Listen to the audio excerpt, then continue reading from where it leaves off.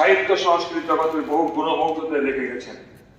1957 সালের 1 এপ্রিল সোনামুড়া মহকুমার প্রত্যন্ত গ্রাম তৈবানতালের এক কৃষক পরিবারে তিনি জন্মেছিলেন।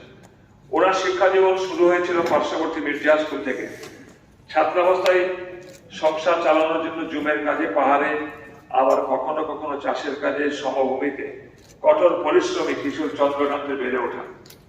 এভাবে পড়াশোনার পাশাপাশি সংস্কৃতি চর্চা ও প্রকৃতি পাঠ তার জীবনকে সংবেদনশীল করে তোলে।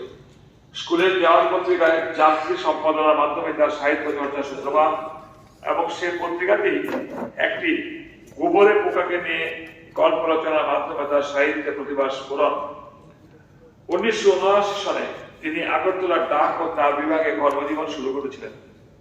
এরপর তিনি ত্রিপুরা গ্রামীণ ব্যাংকের কর্মে যোগদান করার পর থেকেই বিভিন্ন পত্রপত্রিকায় তার ককবরক কবিতা বাংলা অনুবাদ সহ প্রকাশিত হতে শুরু করে। জীবদ্দশাতে চন্দ্রকান্ত মোরা সিং উত্তর পূর্ব ভারতের অন্যতম প্রখ্যাত কবি হিসেবে প্রশংসিত হন বহুবার। সমসাময়িক ত্রিপুরার জনজীবনের যন্ত্রণা তার কবিতার মূল প্রতিবাদ ছিল।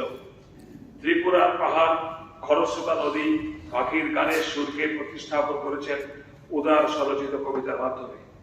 জীবনকালে কাব্য রচনার জন্য তিনি বিভিন্ন পুরস্কারে ভূষিত হয়েছিলেন।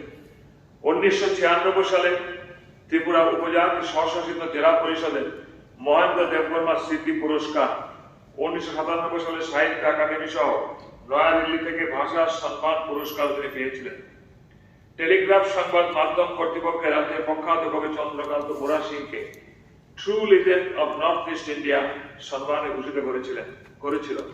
প্রয়াত চন্দ্রকান্ত মোরা সিং রবীন্দ্রনাথ ঠাকুরের গীতাঞ্জলি ককবরক ভাষায় স্বরলিপি তৈরি করেছিলেন।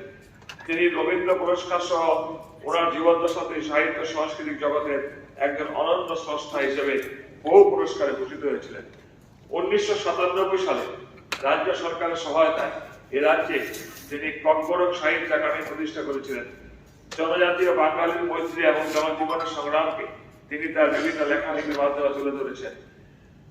কবি চন্দ্রকান্ত মোরা সিং এর এই আকস্মিক প্রয়াণে এই সভা গভীরভাবে শোকাহত, এবং সেই সঙ্গে ত্রিপুরা বিধানসভা প্রয়াত বিশিষ্ট কবির শোক সন্তপ্ত পরিবার পরিজনদের প্রতি সহমর্মিতা ও সমবেদনা জ্ঞাপন করছি।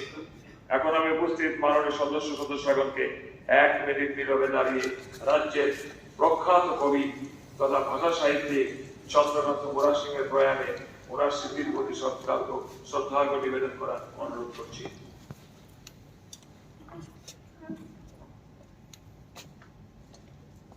মৌনব্রত শুরু হলো।